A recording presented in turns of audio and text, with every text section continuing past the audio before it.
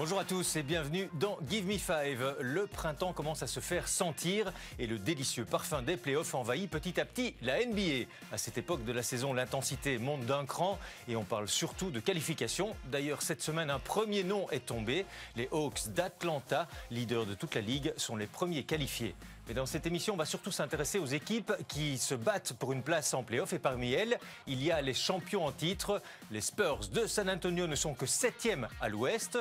Alors faut-il s'en inquiéter? C'est l'une des questions que nous allons poser à notre invité spécial dans le Money Time, Jacques Van de Schuur, ancien basketteur bruxellois et membre du staff des Spurs. Et puis François dans Nothing But Net. C'est Jacques Van de Schuur qui nous a rejoint sur ce plateau. Bonjour Jacques. Bonjour. Bienvenue dans Give Me Five. Merci d'avoir répondu à l'invitation. On va situer qui vous êtes pour commencer. On l'a dit, ancien basketteur, professionnel, mais surtout depuis quelques années dans le giron de la Grande Ligue et puis des missions un peu plus spécifiques pour les Spurs de San Antonio. Exactement, j'entame ma 3e saison avec les Spurs et je m'occupe du scouting en Afrique. Donc ma région, c'est l'Afrique, à partir du Maroc jusqu'en Afrique du Sud. Je m'occupe de la détection et du database en fait, des Spurs pour la draft. D'accord. Cette database, ça veut dire une base de données sur les joueurs, les prospects éventuels qui pourraient rejoindre les Spurs. Voilà. Le continent africain devenant vraiment un continent très important pour la NBA. On le voit à travers Serge Ibaka, Bismack Biyombo. C'est très important pour nous d'être en avance, être prêt pour cette vague d'Africains qui risque d'arriver d'un moment à l'autre. Alors, on y reviendra, bien entendu, dans le Money Time. On vous avait fait venir sur le plateau un petit peu plus tôt parce qu'on va s'intéresser aux Spurs, précisément. Ils ne sont que 7e à l'Ouest, c'est un petit peu étonnant. Ils sortent d'une semaine très délicate. On avait hésité à en faire un sujet. Fallait-il s'inquiéter des Spurs? Ils nous ont répondu. Est-ce que vous êtes inquiété?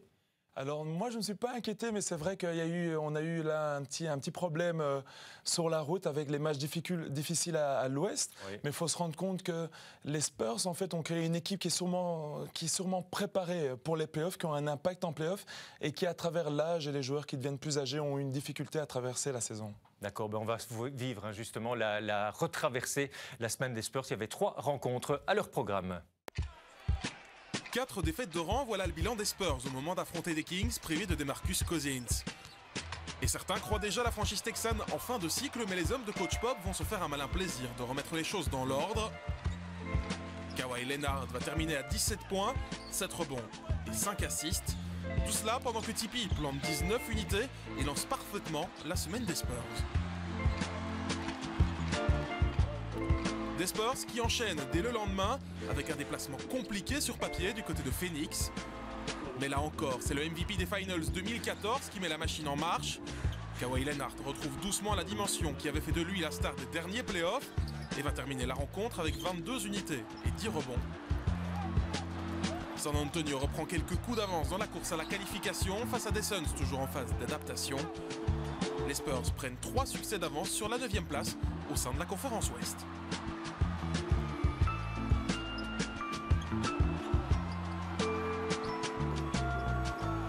De retour à la maison, Tim Duncan et les siens vont porter cet avantage à 4 victoires face, encore une fois, aux Sacramento Kings.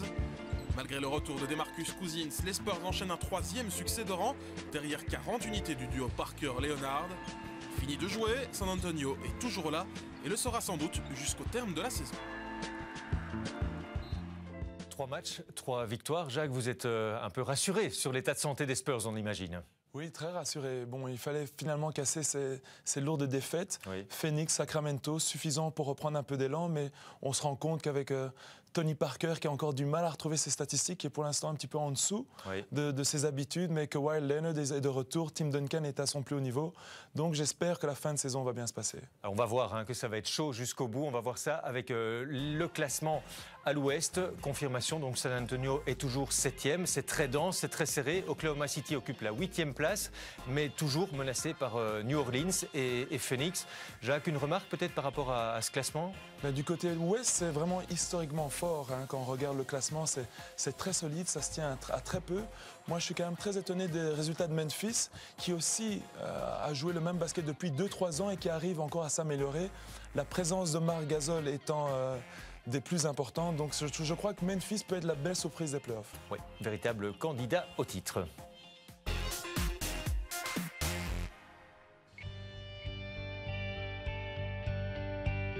It's time to celebrate, San Antonio. The San Antonio Spurs are the world champions. The Spurs have captured their 5th NBA championship. 5e titre de l'histoire des Spurs. Jacques, c'est un moment magique, un moment historique. Vous l'avez vécu depuis San Antonio ? Mais malheureusement, je ne pouvais pas être à San Antonio parce que j'étais en plein travail, mais j'ai bien sûr suivi tous les matchs. Moi, je gardais toujours en tête justement cette fameuse défaite lors du match 6 l'année d'avant où Miami nous avait pris ce trophée. Ce fameux tir de Ray Allen qui on ne reverra peut-être plus. Hein. Voilà, et on ne reparle pas souvent du marché qui a pu arriver juste la seconde d'avant. Mais malgré tout, moi, il faut prendre et voir comment le groupe a su rebondir à travers la saison pour avoir l'une des meilleures saisons de la franchise et terminer 4-1 contre Miami et qui, encore une fois, on ne pensait pas que les Spurs avaient la capacité mentalement de gagner cette deuxième finale contre Miami. Donc ce fut...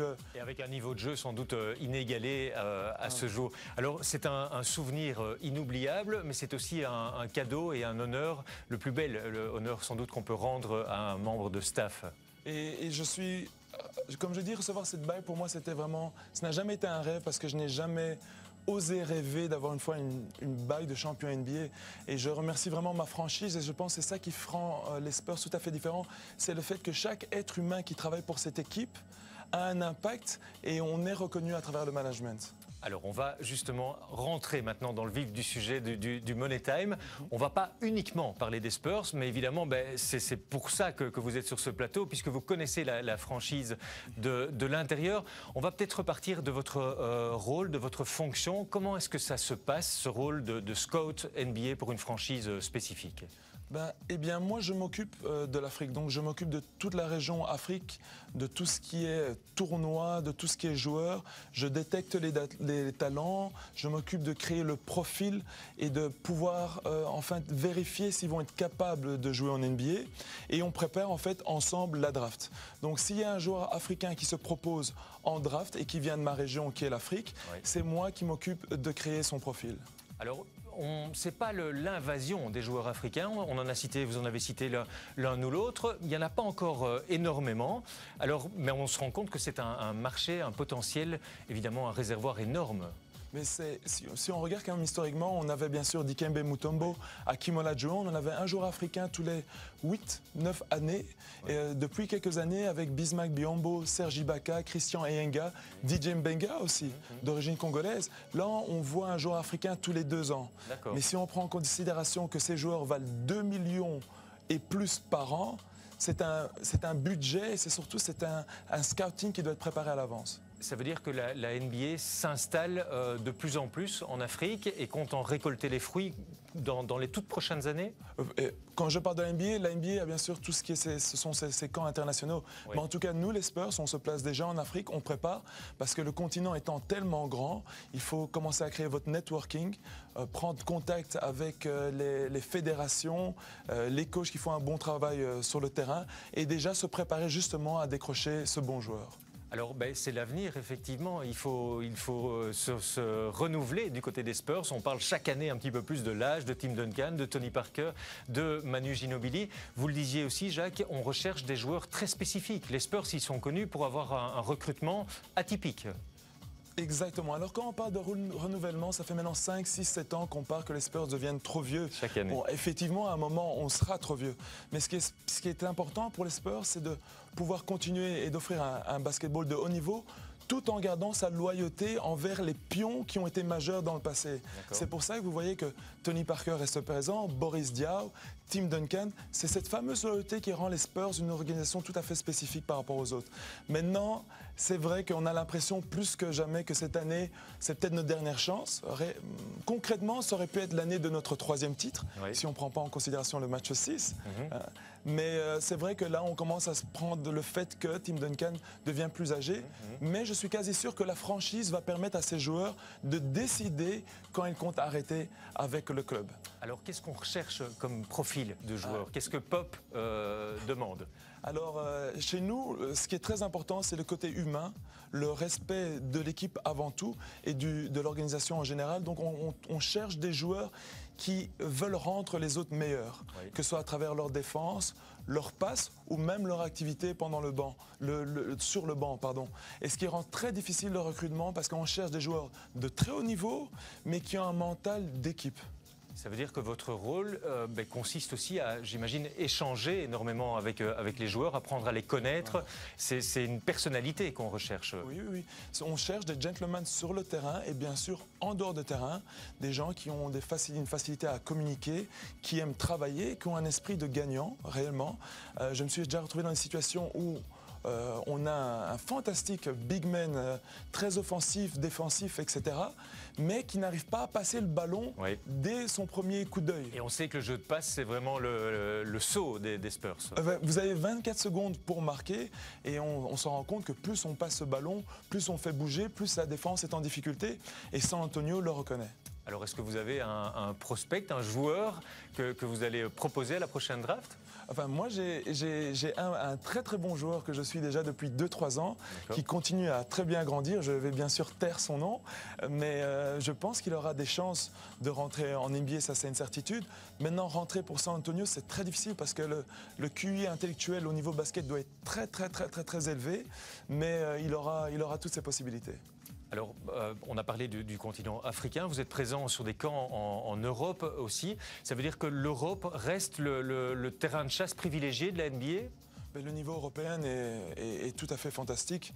Dirk Nowitzki et pour encore tous les autres, ça fait maintenant 15 ans que les Européens produisent un très bon basket. Je regarde moi-même d'ailleurs l'Euroleague énormément. Je suis présent, il y a le NBA Pre-Draft en Europe, où j'utilise les joueurs européens pour pouvoir me donner une meilleure idée des joueurs africains que j'ai vus. Donc l'Europe reste en fait le premier vivier de la NBA en dehors des États-Unis. Le buzzer retentit. Je vais me permettre une dernière petite question. C'est à quand le prochain Belge en NBA ? Il y a bien sûr eu Didier Mbenga, double champion. Est-ce que c'est une question de filière, de connexion, de relation ? Il y a eu Didier, il y a aussi Axel Hervel qui avait été drafté, qui a été drafté par Denver mais qui n'a jamais fait le bon. Donc on se rapproche petit à petit. L'année passée, il y avait un joueur belge qui a fait le All-Star Game du BWB Europe, un super joueur belge qui m'a d'ailleurs étonné. Donc je pense qu'à travers tout ce qu'on est en train de créer en Belgique, la formation, les coachs belges qui font vraiment un très bon boulot dès le plus jeune âge, c'est juste une question de temps. Merci beaucoup Jacques. Malheureusement, on pourrait parler de beaucoup de choses avec vous. Merci beaucoup d'être venu sur ce plateau, de nous éclairer un petit peu plus sur ce rôle de Scott et en particulier pour les Spurs. On espère évidemment que la saison des Spurs va mieux tourner. Et pour ce qui nous concerne, on va passer directement au prochain rendez-vous. Vos 3 rendez-vous de basket de la semaine sont dès ce dimanche notre direct qui opposera Golden State aux Clippers à 20h30 sur B-Sport 2. On retrouvera les Clippers face à OKC dans la nuit de mercredi à jeudi à 2h10 sur Bien et B-Sport 1. Rediffusion en commentaire français à 18h45 jeudi sur B-Sport 1. Et puis le rendez-vous Euroleague de la semaine jeudi à 20h35, ce sera Barcelone-Tel Aviv. On en a parlé, il reste un quart de saison régulière à disputer. Jacques, on va peut-être se quitter sur cette considération. C'est qui va être champion d'office pour vous ? Ce sont les Spurs ? Alors je dirais qu'on ne faut jamais sous-estimer le cœur d'un champion et que tant qu'on est champion, on l'est toujours. Maintenant, il y a de très très bonnes équipes, bien sûr. Je vois l'Ouest avec Golden State qui font un travail incroyable. Memphis, OKC, il manque Kevin Durant. Westbrook a eu un mois de février exceptionnel. Donc je dirais que c'est pas facile, mais je mets San Antonio Spurs quand même premier. Allez, c'est tout ce qu'on vous souhaite, en tout cas, une deuxième bague. Il nous reste à vous proposer le top 10 et on se retrouve la semaine prochaine. Merci beaucoup de nous avoir suivis. Ciao, ciao. At 10, Junior finds out the Hardaway that KCP can fly. Hardaway never got back. Oh, but Caldwell Pope does. Watch Hardaway meandering and Pope able to smack it away. In at 9, Tricky Ricky feeds KG with a tasty dish. Rubio on the no-look for Garnett. And KG from Ricky. Beautiful passing by the Timberwolves. At number 8, here comes Mr. Jordan. Clarkson, that is. Oh, by Clarkson. He goes high in there. Oh, throw it down on Dante Exum. Jordan Clarkson and 1. At number 7, there must be something in the air. Once again, Kawhi on the attack. Oh, mama, what a shot by Kawhi Leonard. Flip it up and in. That was Jordan-esque right there. At number 6, the Cavs find out it's not easy D'ing Green. Green with a stuff. If I'm on the Golden State Warriors, whether I'm on the bench or I'm on the court, that's the type of play that will spark us coming back. In at 5, Zach makes the most of his window of opportunity. Randolph banks it in. He did it again. It's good. He did it again. Unbelievable. Count it, big fella. At 4, Markelle is headed for the penthouse. Look out, Brown the steal. Brown, oh! Markelle elevation! The spin slam from Markelle Brown. At 3, Andre crosses up the Cavs, and it's a wrap. Iguodala puts a move on Dellavedova behind the back to Lee. What a play! Beautiful in and out and behind the back pass. That peripheral vision of his seeing Lee coming down the lane. Beautiful play. At number 2, Monte puts a twist on this like only he can. Here's Rondo, nice pass, and oh, spin it and win it. Wow. Man, that is just body control, knowing where you are on the floor. Wow. And at number 1, Jared jacked this one up for the win. 3 seconds, 2 seconds, Jack. Go! 1.1 on the clock. Jared Jack delivers. What a big time, and I mean big time shot off the dribble by Jack, who's been doing it this year.